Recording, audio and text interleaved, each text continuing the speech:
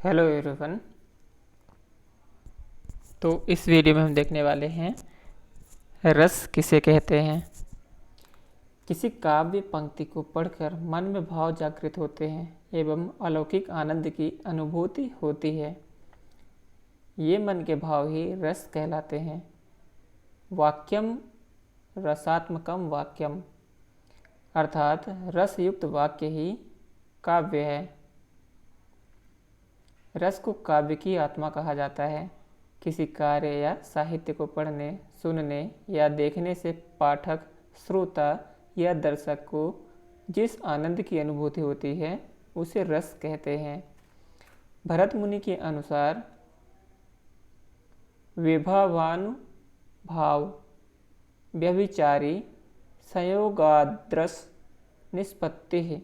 अतः जब स्थायी भाव का संयोग विभाव, अनुभाव और व्यभिचारी यानी संचारी भाव से होता है तब रस की निष्पत्ति होती है।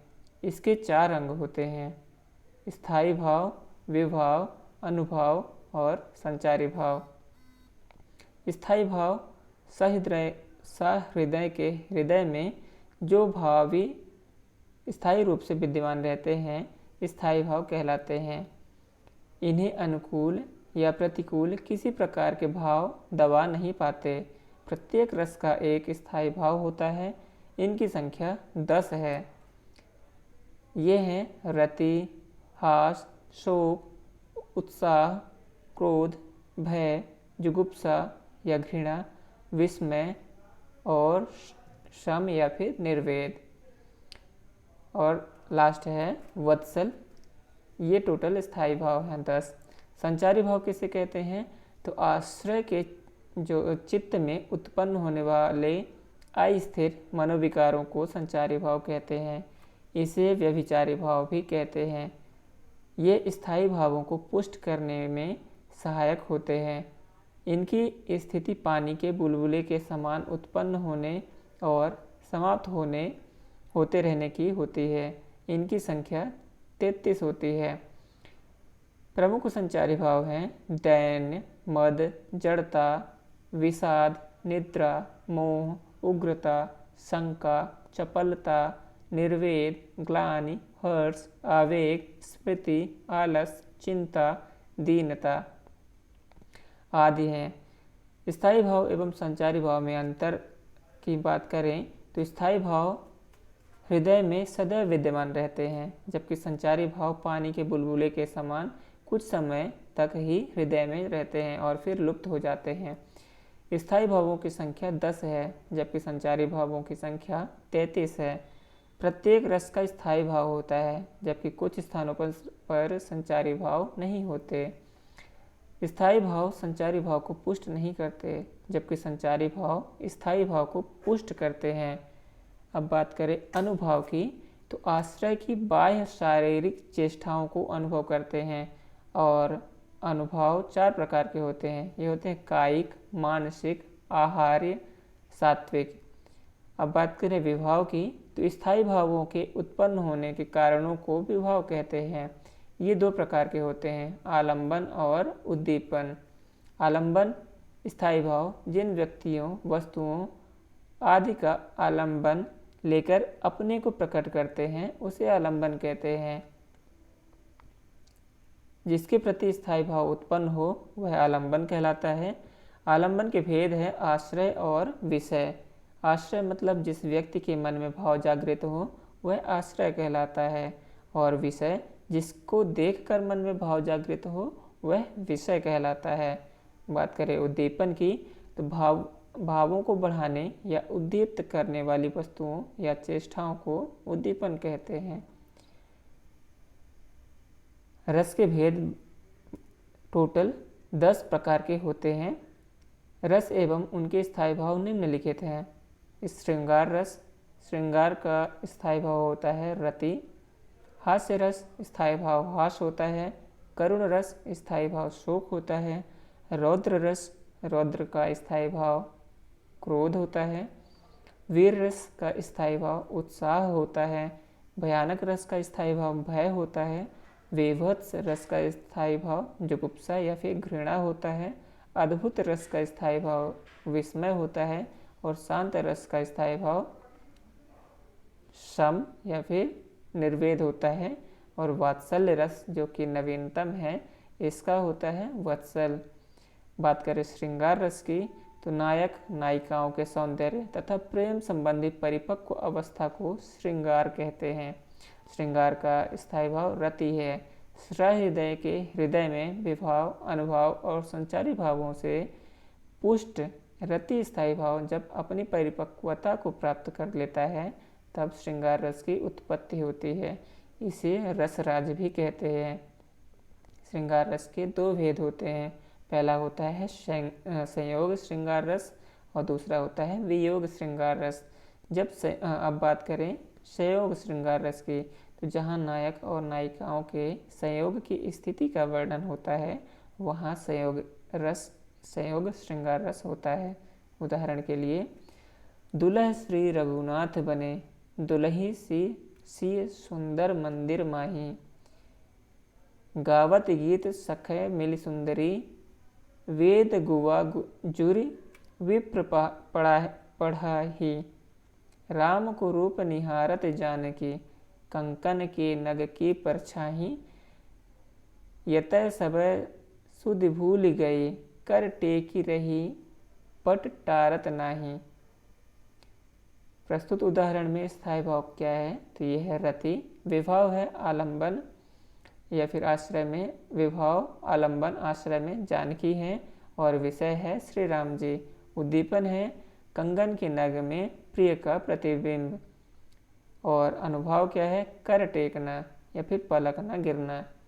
संचारी भाव क्या हो गया, तो हर्ष या फिर जड़ता या उन्माद हो गया। और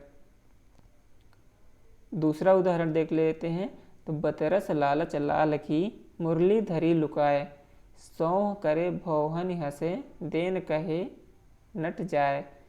तो ये दूसरा उदाहरण हो गया। अब बात करते हैं वियोग श्रृंगार रस की। तो जिस रचना में नायक और नायिका का विरह वर्णन हो, वहाँ वियोग श्रृंगार रस होता है।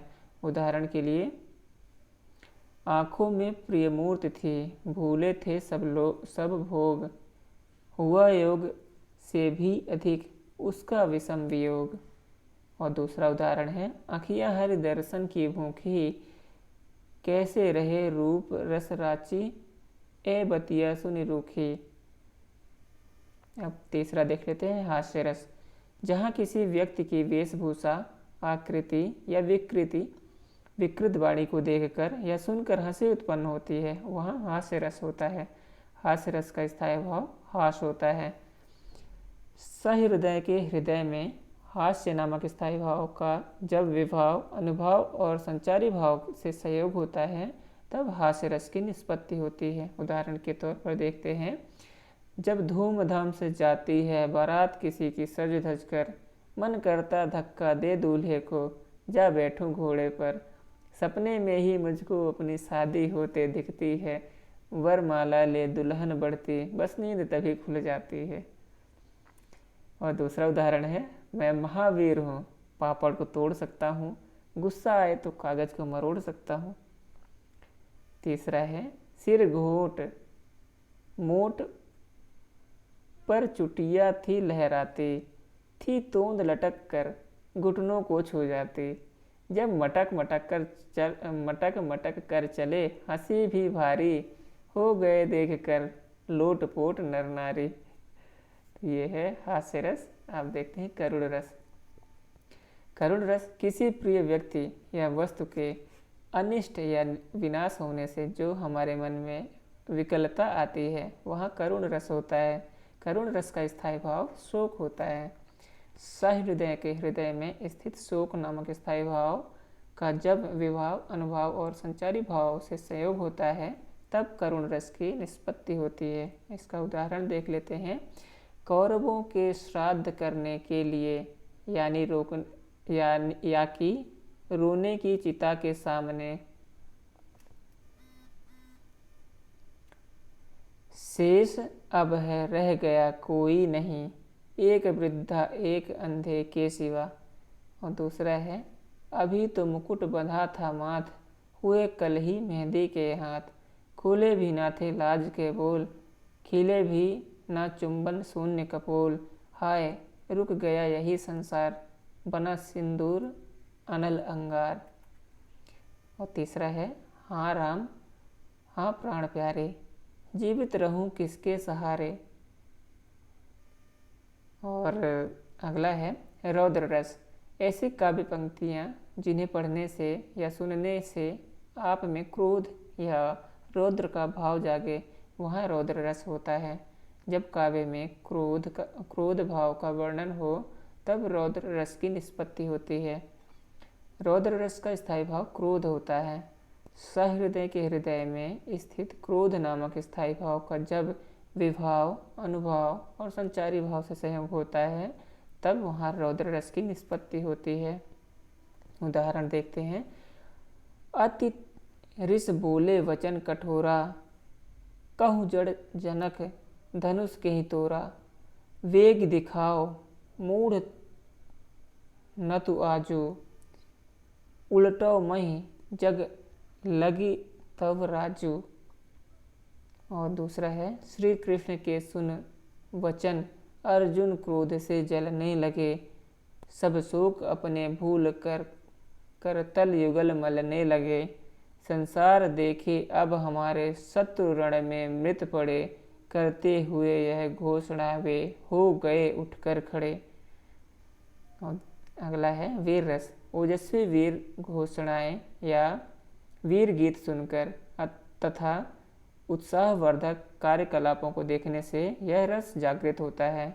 वीर रस का स्थायी भाव उत्साह होता है।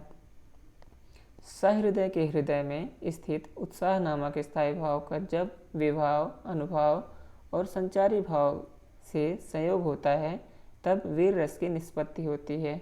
उदाहरण के तौर पर थर्राती है वसुधा सारी, है आसमान तड़ा तड़ा रहा, अरिदल पर कूद पड़ूं उठकर, है रोम रोम फड़फड़ा रहा।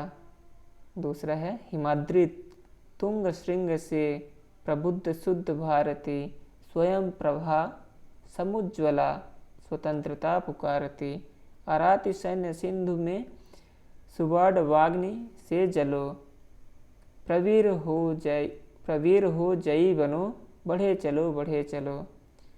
वीर एवं करुणा रस में अंतर कभी कभी आता है। तो ओजस्वी वीर घोषणाओं एवं वीर गीत सुनने पर वीर रस जागृत होता है, जबकि किसी प्रिय वस्तु या वस्तु के विनाश या अनिष्ट होने पर करुण रस जागृत होता है। वीर रस की निष्पत्ति पर चित्त में उत्साहवर्धन होता है, जबकि करुण रस की निष्पत्ति होने पर चित्त में विकलता आती है। वीर रस का स्थायी भाव उत्साह है, जबकि करुण रस का स्थायी भाव शोक है। वीर रस महाकाव्य का प्रधान रस है, जबकि करुण रस खंड काव्य का प्रधान रस है।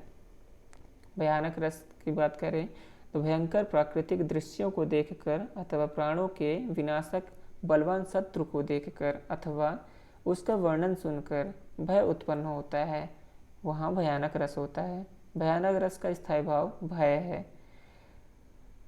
इसकी परिभाषा है सहृदय के हृदय में स्थित भय नामक स्थायी भाव का जब अनुभाव, विभाव और संचारी भाव से संयोग होता है तब भयानक रस की निष्पत्ति होती है। उदाहरण हाहाकार हुआ क्रंदन में, कठिन वज्र होते थे चूर, हुए दिगंत बधिर भीषण रण, बार बार होता था क्रूर। और दूसरा है काली के खप्पर में खून दान करते हुए, कहर पैर धरते हुए सूरनाश ढोते जहाँ, काश तुम होते वहाँ, श्यार आ दिखाते हैं ऐसे प्राण जाते हैं, दिवा और रात्रि जहाँ, काश तुम होते वहाँ। और विभत्स रस जहाँ जुगुप्सा युक्त या जहाँ पर दुर्गंध युक्त वस्तुओं, चर्बी, रुधिर आदि का ऐसा वर्णन हो जिससे मन में घृणा उत्पन्न हो, वहाँ विभत्स रस होता है। विभत्स रस का स्थायी भाव जुगुप्सा या फिर घृणा है। सहृदय के हृदय में स्थित जुगुप्सा या घृणा नामक स्थायी भाव का जब विभाव, अनुभाव और संचारी भाव से योग होता है या संयोग होता है, वहाँ पर विभत्स रस की निष्पत्ति होती है। उदाहरण के तौर पर अटपटी उलझी लताएं डालियों को खींच लाए, पैर को पकड़े अचानक प्राण को कस ले कपाएं सांप की काली लताएं। और दूसरा उदाहरण है, देखी तुमरी काशी लोगों देखी तुमरी काशी, जहाँ विराजय विश्वनाथ विश्वेश्वर जी अविनाशी, आधी काशी भाट भड़ेरिया ब्राह्मण और सन्यासी, आधी काशी रंडी मुंडी राख खानगी खांसी। और तीसरा है, सिर पे बैठो काक, आँख दो खात निकारत, खींचत जीभई श्यार अति आनंद उर्धारत। और अद्भुत रस है, जहाँ अलौकिक व आश्चर्यजनक वस्तुओं या घटनाओं को देखकर या सुनकर जो विस्मय भाव हृदय में उत्पन्न होता है, वहाँ पर अद्भुत रस पाया जाता है। अद्भुत रस का स्थायी भाव विस्मय या फिर आश्चर्य है। सहृदय के हृदय में स्थित विस्मय नामक स्थायी भाव जब विभाव, अनुभाव और संचारी भाव से संयोग होता है, तब अद्भुत रस की निष्पत्ति होती है। उदाहरण के तौर पर बिनु पद चले सुने बिनु काना, कर बिनु कर्म करे विधि नाना। मतलब कि बिना पैर के चलता है, बिना कानों के सुनता है, बिना हाथ के कर्म करता है। बिनु पद चले सुने बिनु काना, कर बिनु कर्म करे विधि नाना, आनंद रहित सकल रस भोगी, बिनु बाणी वक्ता बड़ जोगी। मतलब कि मुख नहीं है फिर भी सभी रसों का पान करता है और बोल नहीं पाता है, लेकिन बहुत बड़ा बोल वक्ता है वो। दूसरा है, देख समस्त विश्व सेतु से मुख में, यशोदा विस्मय सिंधु में डूबी। और तीसरा है, यहाँ उहाँ दुई बालक देखा, मति भ्रम मोर की आन विशेखा। अगला है शांत रस। शांत रस की असारता का अनुभव होने पर हृदय में तत्व ज्ञान या वैराग्य भावना के जागृत होने पर शांत रस निष्पत्त होता है। शांत रस का स्थायी भाव निर्वेद है। परिभाषा है, सहृदय के हृदय में स्थित निर्वेद नामक स्थायी भाव का जब विभाव, अनुभाव और संचारी भाव से संयोग होता है, तब शांत रस की निष्पत्ति होती है। उदाहरण के तौर पर चलती चाकी देख कर दिया कबीरा रोए, दुई पाटन के बीच में साबुत बचा न कोए। और दूसरा है, समरथ थे जड़ या चेतन, सुंदर साकार बना था, चेतनता का एक विलसती आनंद अखंड घना था। और वत्सल रस की देखते हैं, जहाँ बच्चों की आनंदमय क्रीड़ाओं एवं बातों का वर्णन हो, वहाँ वत्सल रस होता है। उदाहरण के तौर पर जिन पंक्तियों को पढ़कर मन में ममता के भाव, वात्सल्य के भाव आए, वहाँ वात्सल्य रस होता है। कविता में जहाँ माता पिता और पुत्रों के बीच के क्रियाकलापों में प्रेम या स्नेह भाव का वर्णन हो, वहाँ पर वात्सल्य रस होता है। इसका स्थायी भाव वत्सल या फिर पुत्र पुत्री या संतान प्रेम है। इसी तरह गुरु शिष्य का प्रेम भी वात्सल्य रस के अंतर्गत आता है। इसका उदाहरण परिभाषा है, सहृदय के हृदय में स्थित वत्सल नामक स्थायी भाव का जब विभाव, अनुभाव और संचारी भाव से संयोग होता है, तब वात्सल्य रस की निष्पत्ति होती है। उदाहरण के तौर पर दूरी भरे अतिशोभित श्यामजू, तैसी बनी सिर सुंदर चोटी, खेलत खात फिरे अंगना, पग पैजन बाजत पीर कछोटी, वा छवि को रसखान विलोकत, वारत काम कला निधि कोटि, काग के भाग बड़े सजनी, हरि हाथ सो ले गयो माखन रोटी। और दूसरा है, मैया कबही बढ़ेगी चोटी, कितनी बार मुँह दूध पियत भई, यह अजहू है छोटी, तू जो कहती बल्कि बेनी ज्यों, वह है लांबी मोटी। काढ़त गुहत नवावत ओछत, नागिन सी भुई लोटी। आशा है कि आपको ये जो रस के हमने उदाहरण और प्रकार देखे अच्छे लगे होंगे। अगर अच्छे लगे तो please like. Thank you so much.